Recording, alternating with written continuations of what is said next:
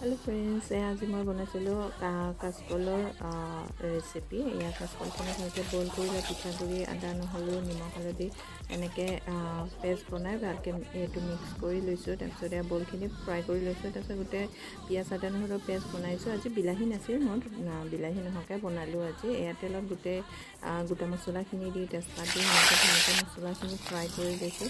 তাৰপিছত মছলাখিনি আৰু মোৰ গোটা মছলা গ্ৰাইণ্ড কৰা আছিল, সেইখিনি মছলা দিছোঁ, নিমখ হালধি দি ভালকৈ ফ্ৰাই কৰি লৈ বলখিনি দি দিছোঁ, পানী দি আকৌ উতলাই লৈছোঁ, সিজাই লৈছোঁ। আজি বতৰটো ভাল আছিল, সেইকাৰণে ভাবিলোঁ কিবা এটা বনাওঁ। বৰষুণ বতৰ, এইফালে বৰষুণ দি আছে, আকৌ এইফালে মই গান শুনি আছোঁ, গান শুনি শুনি চব্জি বনাই আছোঁ। এনেকুৱা বহুত ভাল লাগে নহয় জানো।